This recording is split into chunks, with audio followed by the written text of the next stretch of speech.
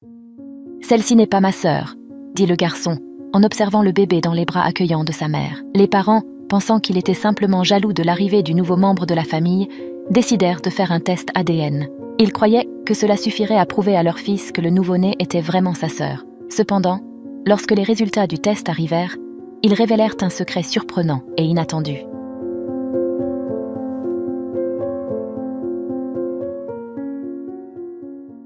Emily et Ethan étaient reconnus comme le couple idéal, suscitant l'admiration de nombreux autour d'eux. Le jour de leur mariage était comme une page tirée d'un conte de fées, avec une célébration en plein air sous un ciel radieux, entourés par l'affection d'amis et de parents. Après la cérémonie, ils déménagèrent dans un quartier tranquille à Louisville, vivant des jours harmonieux et aimants. Ils équilibraient leur routine de travail avec des moments agréables le week-end, profitant de la compagnie de l'autre et de leurs amis. Bientôt, ils décidèrent qu'il était temps que leur famille s'agrandisse.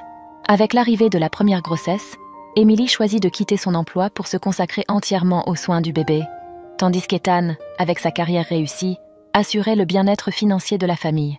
Même avec les responsabilités et les changements de routine, la vie du couple resta presque inchangée. Emily maintenait la maison impeccable, exhalant un parfum accueillant de fleurs des champs et de repas faits maison, se consacrant au nettoyage jusqu'aux dernières semaines de grossesse. Alors, Benjamin naquit, apportant encore plus de joie à la maison. Le garçon, bien qu'il pleurât dans la nuit, était extrêmement affectueux avec ses parents et montra rapidement des signes d'une intelligence remarquable, surprenant et rendant fiers Emily et Ethan. À mesure que Benjamin atteignit l'âge d'entrer à l'école, ses parents envisagèrent de l'inscrire dans un établissement d'enseignement privé, réputé pour ses cours avancés, destiné aux enfants surdoués. Ethan était enthousiaste à l'idée que son fils puisse être un petit génie. « Allons doucement, il est encore très jeune, nous avons le temps d'y penser », conseilla Emily, équilibrant l'excitation de son mari avec prudence. Pendant ce temps, Benjamin continuait de surprendre tout le monde avec son intelligence croissante. Les devoirs scolaires lui étaient facilement surmontables. Il ne fallut pas longtemps pour qu'Emily annonce qu'elle attendait un autre enfant. Benjamin accueillit la nouvelle avec joie. Il s'approchait souvent du ventre d'Emily, l'enlaçant et écoutant attentivement, comme s'il pouvait interagir avec le frère encore non né. Bien qu'il n'ait que 7 ans, il exprimait le désir de protéger sa mère et le bébé. Emily voyait ses attitudes comme un signe de la bonté et de l'amour que son fils nourrissait pour la famille. Elle se sentait extrêmement reconnaissante pour cette vie pleine d'amour et d'harmonie. Mais elle était loin de se douter qu'ils étaient sur le point de faire face à des changements significatifs et inattendus. Emily s'inquiétait que Benjamin reste seul pendant qu'elle serait à l'hôpital pour la naissance du deuxième enfant, Ethan l'accompagnant. C'est pourquoi elle demanda à sa tante, Betty, de prendre soin du garçon pendant cette période. Contrairement au premier accouchement, le second se révéla bien plus compliqué. Emily avait prévu un accouchement naturel, comme pour Benjamin, et était préparée à l'effort nécessaire. Cependant, après 2 heures de tentatives intenses, elle se retrouva épuisée et couverte de sueur, sans signe de progrès dans la naissance du bébé. Le médecin et les infirmières réalisèrent qu'Emily n'était plus dans cette situation par choix, mais en raison d'une difficulté croissante. Quelque chose n'allait pas. Le médecin a effectué des vérifications urgentes et a conclu qu'il serait risqué de poursuivre l'accouchement naturel. Le temps pressait et la santé d'Emily était en danger. Une césarienne d'urgence est devenue la seule option. Ethan, angoissé par la situation et non préparé à voir Emily souffrir, a soutenu la décision de la césarienne.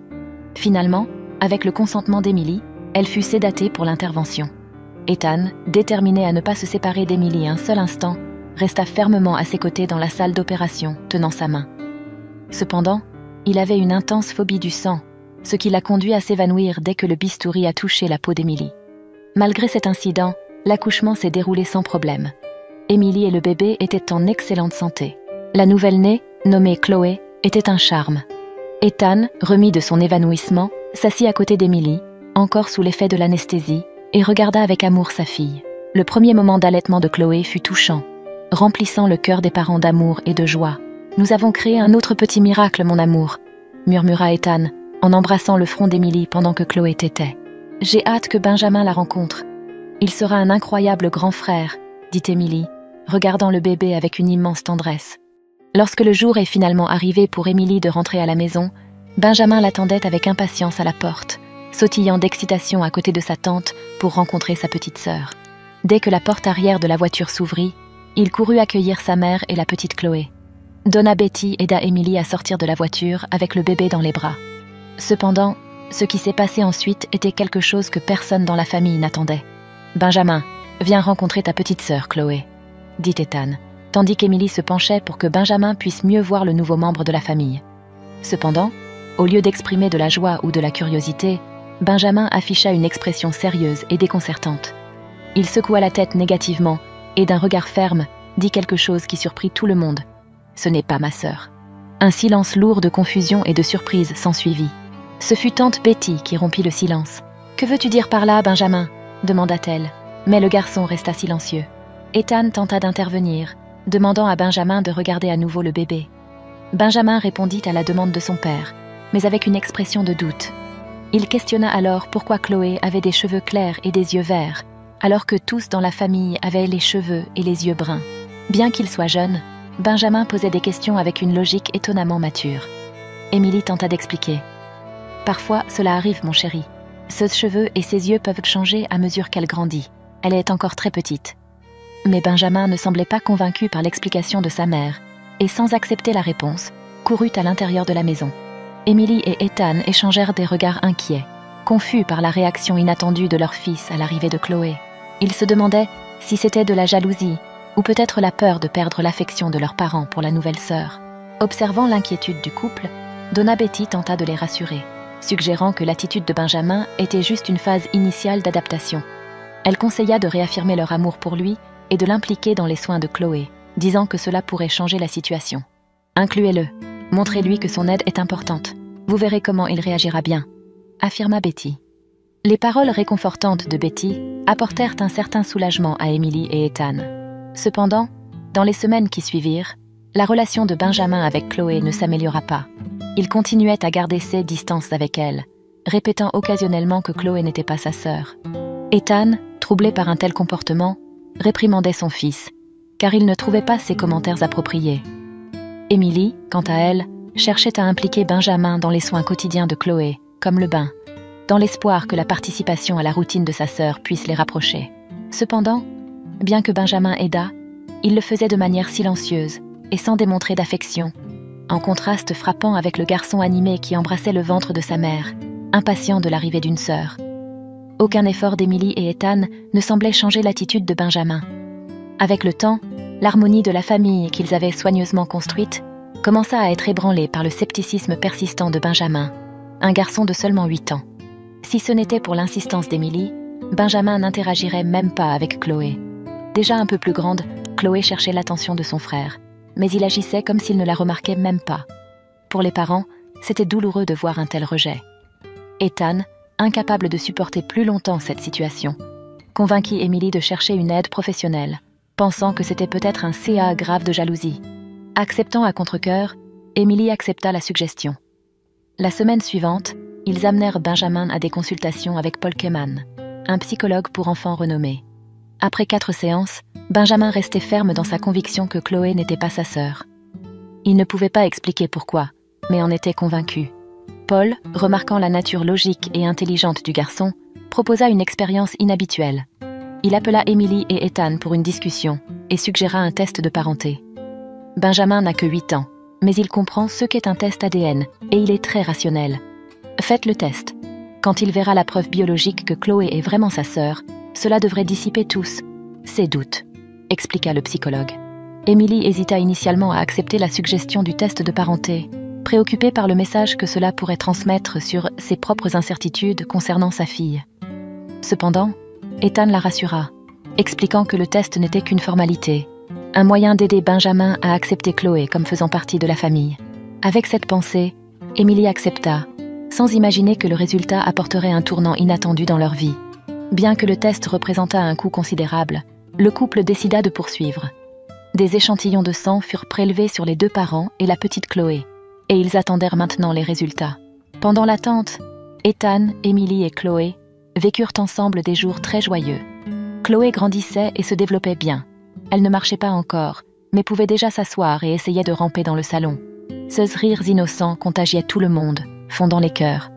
Elle avait une affection particulière pour tante Betty, tendant toujours les bras vers elle à la recherche d'affection.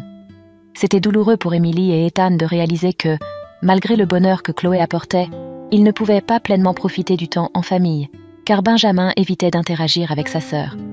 C'était particulièrement étrange, car il s'entendait bien avec les autres enfants du quartier. La situation devint encore plus tendue un vendredi matin, lorsque Ethan consulta le résultat du test de parenté sur Internet. En lisant le document, Ethan eut l'impression que son monde s'arrêtait. « Cela ne peut pas être vrai », s'exclama-t-il, incrédule. Il appela rapidement Emily, qui s'approcha précipitamment, portant Chloé dans ses bras. Lorsqu'Emily lut le rapport, elle resta sans voix. Elle le relut plusieurs fois, essayant de comprendre s'il y avait une erreur. Le résultat était incroyable. L'ADN de Chloé ne correspondait pas à celui d'Emily et d'Ethan. Ethan, stupéfait, se demanda si cela signifiait qu'Emily l'avait trompé, causant la discordance dans l'ADN du bébé. Sans perdre de temps, il contacta le médecin responsable du laboratoire pour obtenir des éclaircissements. Le médecin confirma le résultat. Il n'y avait aucun doute que Chloé n'était pas la fille biologique d'Emily et d'Ethan. « Comment cela peut-il arriver si elle est née de moi ?» s'exclama Emily, en larmes, se demandant comment quelque chose d'aussi incroyable pouvait être réel. Ethan, essayant d'être le soutien émotionnel dans ce moment de crise, suggéra qu'il refasse le test, évoquant la possibilité d'une erreur. Mais Emily était tellement bouleversée qu'elle pouvait à peine prêter attention aux paroles de son mari. Après un moment, elle cessa de pleurer et, avec un visage chargé d'inquiétude, interrogea Ethan. « As-tu vu Chloé m'être remise après la naissance ? J'étais sous l'effet de l'anesthésie et je ne me souviens de rien. » Ethan avoua qu'il n'avait pas vu, car il s'était évanoui pendant l'intervention chirurgicale. Lorsqu'il reprit conscience, Chloé était déjà avec eux. Un sentiment de terreur envahit le couple. Alors qu'il réalisait la possibilité horrible, il aurait pu y avoir un échange de bébés à la maternité. Dans les jours qui suivirent, Ethan et Emily vécurent un véritable tourment émotionnel. Ils aimaient profondément la petite Chloé, depuis qu'ils l'avaient vue pour la première fois à l'hôpital. Mais les résultats de l'ADN indiquaient qu'elle n'était pas leur fille biologique. Maintenant, ils faisaient face à un dilemme angoissant. Devaient-ils ignorer les résultats du test et continuer leur vie comme si de rien n'était, gardant Chloé comme leur fille, ou chercher la vérité sur l'origine de la fille, risquant de perdre l'enfant qu'ils avaient appris à aimer comme la leur? Ethan était tellement perturbé par la situation qu'il avait du mal à se concentrer au travail. Emily, quant à elle, s'occupait de Chloé, mais semblait que le lien maternel était ébranlé par le doute provoqué par le résultat du test. La joie qui remplissait autrefois la maison avait laissé place à une atmosphère lourde d'incertitude et de tristesse. Même Donna Betty ne pouvait cacher son inquiétude face à cette situation. Face à cela, Ethan et Emily prirent la décision de rechercher la vérité à tout prix. Ils apportèrent le résultat de l'examen d'ADN à la maternité où Chloé était née, exigeant une enquête approfondie sur ce qui s'était passé. Les responsables de l'hôpital, devant la gravité de la situation, promirent de faire tout leur possible pour découvrir ce qui s'était passé. Une équipe spécialisée fut désignée pour revoir tous les accouchements qui avaient eu lieu à la même date et à peu près à la même heure que la naissance de Chloé. Après 15 jours d'enquêtes intenses, l'équipe identifia une famille qui aurait pu recevoir la fille biologique d'Emily et d'Ethan. C'était un couple plus jeune, vivant dans des conditions bien plus modestes que la famille de Benjamin. Ils s'étaient installés chez les parents après avoir perdu leur propre résidence lors d'une tempête. L'enfant qui était avec le jeune couple, censé être la fille biologique d'Emily et d'Ethan, était né avec une fente palatine, nécessitant une chirurgie corrective et des soins spéciaux pour assurer son bien-être futur, car elle avait des difficultés à s'alimenter. Malheureusement, les ressources financières du jeune couple étaient limitées, rendant difficile pour eux de fournir le traitement nécessaire. L'équipe de la maternité contacta ce couple, expliquant l'erreur qui s'était produite. Pour la jeune mère, la nouvelle fut dévastatrice, la laissant dans un état de choc et d'incrédulité sur la façon dont une telle erreur grave avait pu se produire. Le père, bien que silencieux, partageait le même sentiment de tristesse profonde. Ils avaient créé des liens d'amour et de tendresse avec la fille, croyant qu'elle était leur enfant depuis des mois. Maintenant, confrontés à la vérité, ils luttaient avec l'idée douloureuse de devoir se séparer de l'enfant qu'ils avaient appris à aimer comme le leur. Emily et Ethan faisaient face à un dilemme similaire à celui de l'autre couple. Maintenant conscients de la vérité, chaque regard porté sur Chloé apportait un mélange d'affection et de douleur. Sans alternative et engagés à faire ce qui était juste, les deux familles prirent la difficile décision de procéder à l'échange des bébés. Ce moment représentait l'un des plus difficiles de leur vie. Remettre à d'autres personnes les bébés qu'ils avaient soignés et aimés comme les leurs. En tenant leur fille biologique pour la première fois, Emily et Ethan ressentirent des émotions conflictuelles. Elle leur était étrangère, mais en même temps, c'était leur vraie fille. Ainsi, un nouveau chapitre commençait dans leur vie, tandis qu'un autre se terminait. Pendant le trajet de retour à la maison, Ethan conduisait la voiture, tandis qu'Emily observait pensivement la fille qu'elle tenait maintenant. Ethan se souvint comment Benjamin, leur fils aîné, avait instinctivement su que le bébé n'était pas sa vraie sœur, et il avait raison. Ethan se demandait comment Benjamin réagirait à la rencontre avec sa sœur biologique. La réponse à ces questions restait encore à venir, dans un avenir incertain. Ses cheveux sont plus foncés comme les nôtres, et ses yeux ont une teinte marron, observa Emily. Encore une fois, Benjamin attendait en compagnie de tante Betty, faisant preuve d'un calme remarquable. Lorsque les parents arrivèrent, ils sortirent sereinement de la voiture et entrèrent dans le salon, portant la fillette. Benjamin s'approcha, et Emily s'accroupit pour qu'il puisse mieux voir le bébé. Il l'examina attentivement. La petite fille tendit ses bras vers lui, et un sourire affectueux éclaira le visage de Benjamin. « C'est ma sœur, puis-je la tenir dans mes bras ?» demanda-t-il, ému, touchant tous ceux qui étaient chauds présents. L'adaptation de la fillette à la nouvelle famille fut paisible. Ethan et Emily réalisèrent bientôt que leur amour pour elle grandissait chaque jour, influencé en grande partie par Benjamin, qui se consacrait à jouer et à prendre soin de sa sœur, la remplissant de rire et lui enseignant de petites astuces. Avec le temps, ils réalisèrent la chirurgie corrective pour la fente palatine de la fille. Benjamin et Chloé développèrent une relation de complicité et d'affection, grandissant comme les meilleurs amis.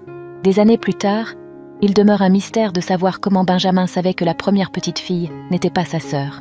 Ce mystère reste caché dans son enfance, mais tante Betty affirme toujours que c'était grâce à l'intuition du garçon que 2 familles ont évité une erreur terrible. Et si vous avez aimé cette histoire, la prochaine vidéo qui apparaît sur votre écran va sûrement vous émouvoir aussi. N'oubliez pas de vous abonner à la chaîne, de laisser votre j'aime et d'activer la cloche des notifications pour ne manquer aucune de nos prochaines vidéos. Je vous souhaite tout le meilleur dans votre vie et à la prochaine pour une autre histoire émouvante.